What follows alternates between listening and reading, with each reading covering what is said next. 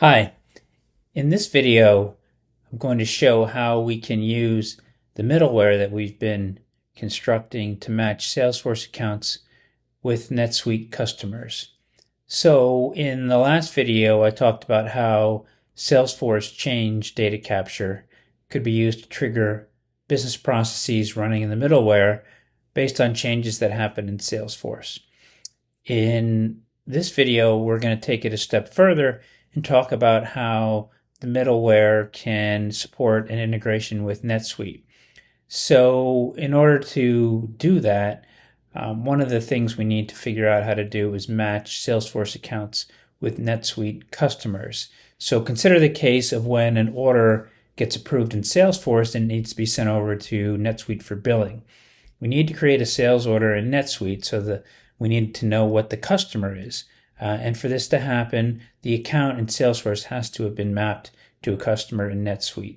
So this can be done by storing the internal NetSuite customer ID in the Salesforce account. But first, we need to figure out which customer should be matched to the account. And to do that, you can't completely automate it. You need to have, in some cases, a user review potential matches and decide which one is the right match for this account. So in this video, I'm going to show how we can implement a solution that is automated, but also allows the user to provide some judgment about which accounts in Salesforce should be mapped to which NetSuite customers. So to get started, let's look at the account custom fields that need to be created for this solution. So if we go into the object manager and look at the account fields and relationships, we'll see that a couple of custom fields have been created to support the solution. Okay, one is the NetSuite customer ID, and here's where we store the internal ID, of course, for the NetSuite account, NetSuite customer corresponding to this account. And then there's this other field called requires NetSuite customer mapping, and that's a checkbox. So this is how we indicate that an account needs to be matched with a NetSuite customer. When something happens in Salesforce that requires a matching NetSuite customer, this box will be checked, and then there's a process in the middleware that detects that and goes out and finds the matches. So next, let's go and look at the customer matching object, which we use to map accounts to customers.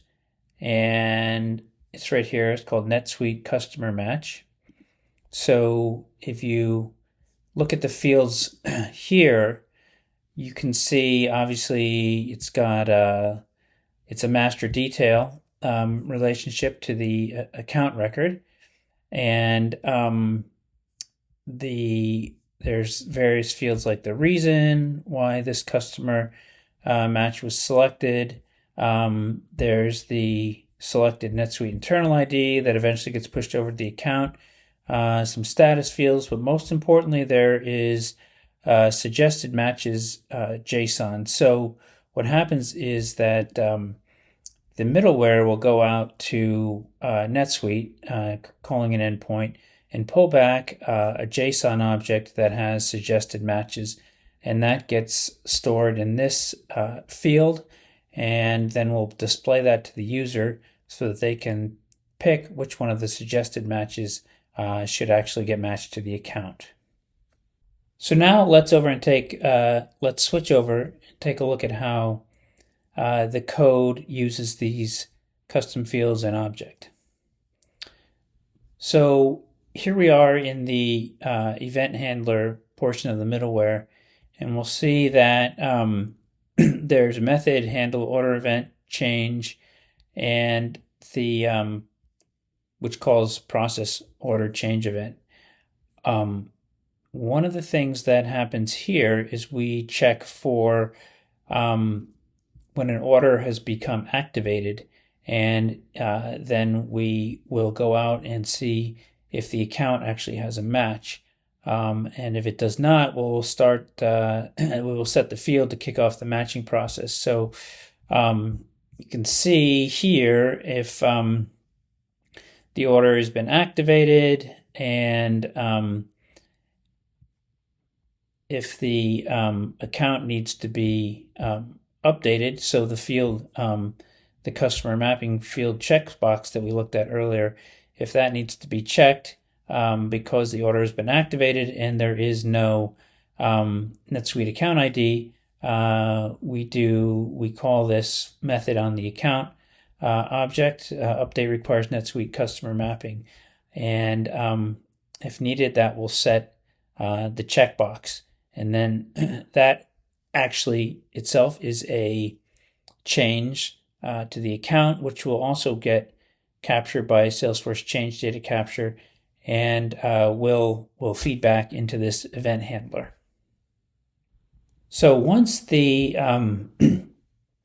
the requires NetSuite customer mapping checkbox is set, as I mentioned, the change data capture will pick up that change and will end up in this method, handle account change event. Then we call process account change event and handle sort of the different types of account changes that may occur.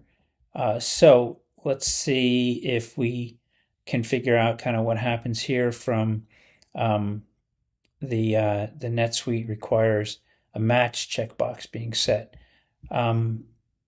If the changed fields include this requires NetSuite customer mapping, then we will go out and look at the likely matches. So there's a bunch of logging stuff in here, and then you get down here and you see we get the likely matches JSON. So this is calling a NetSuite endpoint that finds likely customer matches based on what's in this Salesforce account. And it looks specifically at a few fields: the account name, the postal code of the billing address, and the phone. And it does a match based on those things. We'll get into that in the next video. But then it sends back JSON, which includes the likely matches.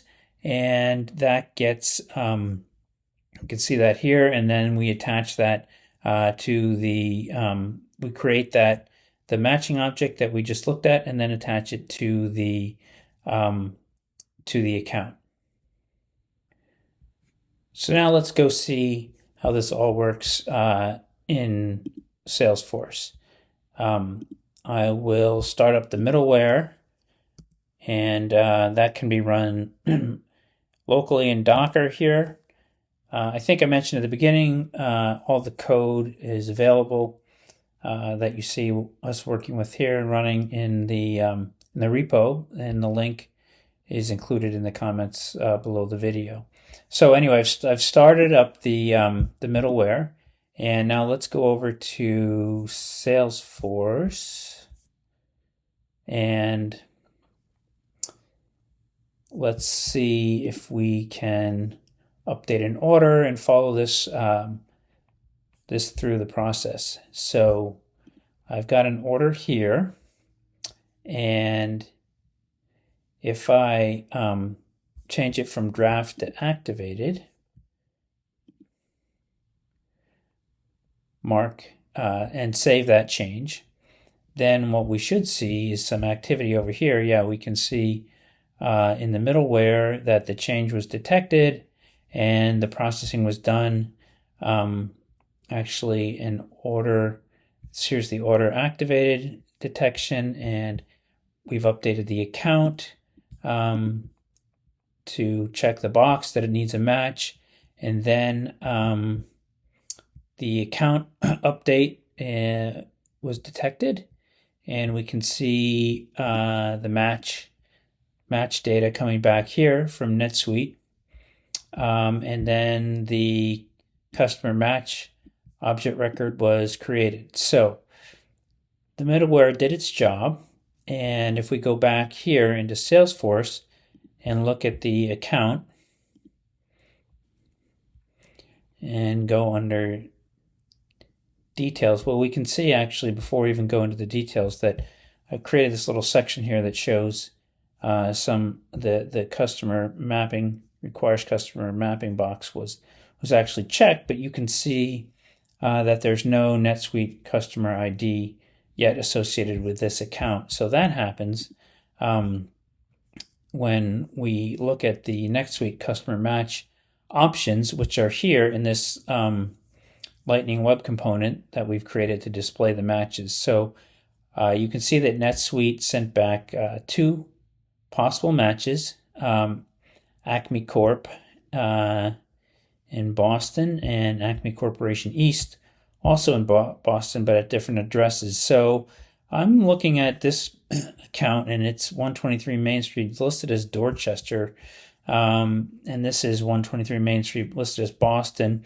Dorchester is actually part of Boston. So, as a human, I can kind of look at this and say this is the right match, and I will select that and then click Use Selected. If I need to create a new account in NetSuite, I wouldn't select anything, and I would press to create new, and that starts another process which creates a customer to match this Acme account over in NetSuite. But anyway, I'm going to check this selection, click Use Selected, and then you can see that now the customer, the NetSuite customer ID is here. So we have matched up this account with a NetSuite customer, and the middleware processing can proceed to send the order over to NetSuite for billing.